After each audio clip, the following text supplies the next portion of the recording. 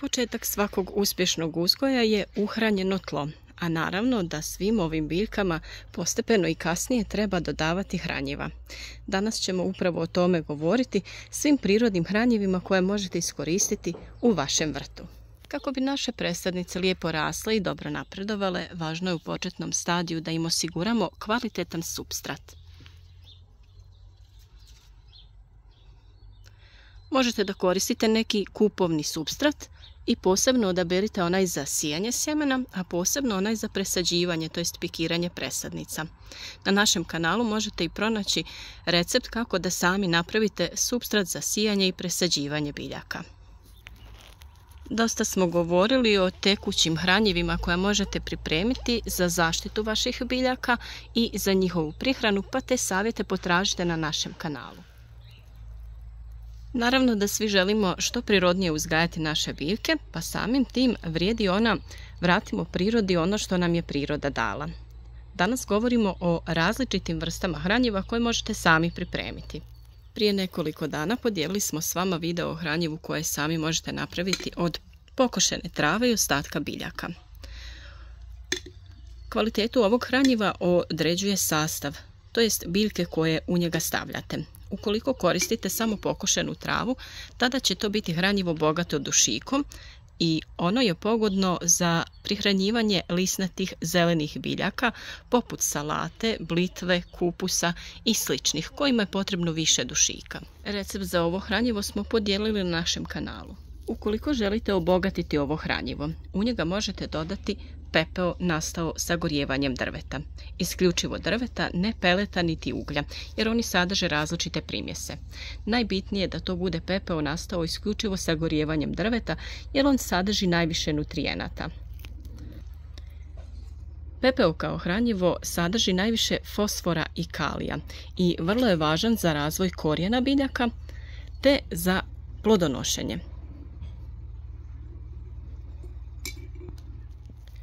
Svi znamo koliko je bitna žara u ekološkom uzgoju biljaka, pa od nje možete također da napravite ovako jednako hranjivo, a naravno recept također imate na našem kanalu.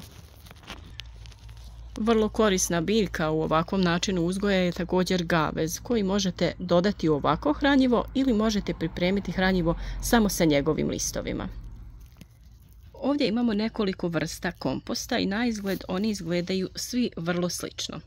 Ovdje se radi o glistincu i on ima jako mekanu strukturu i izgleda gotovo kao neka zemlja.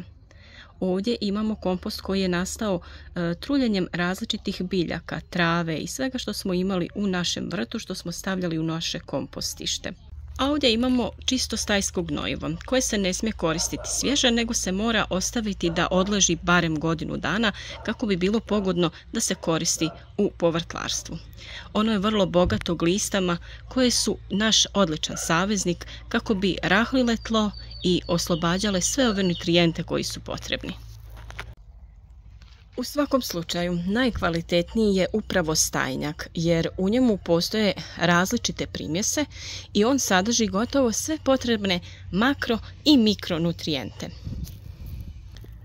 S obzirom da on nije skroz razgrađen, važno je da se njega koristi u jesen prilikom obrade tla, kako bi on tokom zimskih dana otpustio sve svoje nutrijente u tlo, kako bi ono bilo spremno na proljeće. Naravno da njega možete koristiti i sada, samo ga ukopajte malo dublje u tlo ili u gredice, u redove koje pripremate za sjetvu ili sadnju biljaka. Puno smo govorili o kompostiranju, koje biljke smiju da se stave u kompost, koje nisu poželjne, koliko često treba da se prevrće ta masa i nus proizvod kompostiranja je upravo ovo. Ovaj kompost nije toliko bogat nutrijentima kao što je to stajnjak, zato što se u njega stavljaju isključivo biljke zelene mase, te u nekim slučajevima dodaje se slama i lišće. Tako da on ne sadrži, na primjer, kalij koji je neophodan da se doda. Tako da u taj kompost prilikom razlaganja možete dodati pepeo koji će nadomjestiti određenu količinu nutrijenata. Ovako hranjivo možete da koristite prilikom sadnje, prilikom pripreme tla. Možete da dodate dosta veću količinu jer nije štetan za biljke u smislu da bi mogao spaliti korijen kada dođe u dodir sa njim. Njega možete staviti u kućice za sadnju, u redove, možete deblji sloj posuti po vašoj gredici i izmiješati sa grabljama ili nekim drugim alatom. Sljedeće hranjivo koje mi često koristimo je glistinac. On je idealan za sve vrste biljaka. Ovaj je malo mokar jer je tek izvađen iz glistenjaka sa prerade. Njega možete koristiti na razne načine, kao što sam rekla i za ovaj kompost. Tako ga možete koristiti pri sjetvi, pri sadnji, da obogatite tlo prilikom obrade, a također možete ga koristiti i u kombinaciji sa zemljom kako bi napravili supstrat za sjetvu i za presađivanje presadnica. Kao što sam rekla, video o tome imate na našem kanalu, pa saznajte kako da napravite kvalitetan supstrat za vaše biljke. Kada govorimo općenito o hranjivima, postoji oznaka NPK i to je oznaka koja se nalazi na većini hranjiva koja kupite u trgovini. To znači dušik, fosfor i kalij, a brojevi ispod tih oznaka predstavljaju količinu određenog nutrijenta koji se nalazi u tom hranjivu. Ova prirodna hranjiva većinom u sebi sadrže najviše dušika, pa druge elemente možemo nadoknaditi sa pepelom kao što su fosfor i kalij. A naravno, vrlo važna komponenta jeste i kalcij kojega možemo da nadoknadimo u obliku vapna ili možemo samljeti ove ljuske od jaja te njih dodavati u kompost ili u tlo prilikom obrade zemljišta. Također smo sa vama podijelili i recept kako napraviti tečno hranjivo sa ljuskama od jaja, pa ga možete potražiti na našem kanalu. Također smo često govorili koliko je upravo kalcij važan za naše biljke.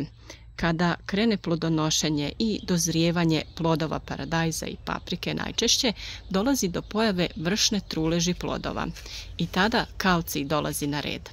Kada su visoke temperature, kalcij se često ne može usvajati iz tla, iako ga u tlu ima dovoljno. Zato je važno da pripremite to tekuće hranjivo ili da kupite neko na ekološkoj bazi, te da prskate vaše biljke kako bi spriječili pojavu upravo te vršne truleži plodova. Sva ova hranjiva možete i sami da napravite, jedino stajnjak je malo problematičan ukoliko nemate neke životinje koje bi ga proizvodile, ali možete potražiti nekoga u vašoj okolini ko vam može prodati ili dati određenu količinu. Ukoliko sve ovo niste u mogućnosti da sami proizvedete ili da sebi to negdje nabavite, možete potražiti organske proizvode, to jest ekološke proizvode koji će biti odlična zamjena i dopuna ovakvim sredstvima.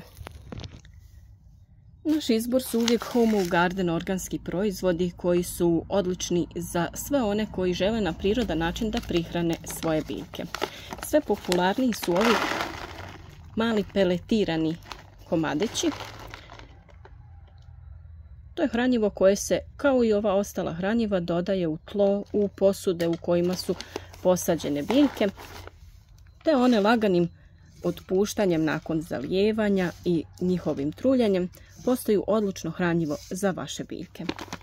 Tu je i ova tekuća opcija koja također sadrži sve što je potrebno biljkama kako bi razvile lijepe plodove. Kako bi vama prikazali sve načine upotrebe i ovakvog i prirodnih hranjiva, mi smo ovo koristili kada smo sadili naš krompir. On odlično napreduje i vidite već koja je to visina. Uzgajamo ga u vrećama kako bi uvijek imali dostupan mladi krompir. Već smo 2 puta dodavali zemlju u vreće i vrijeme je da to odradimo još jedan put. A krompir je već lagano krenuo sa cvjetanjem.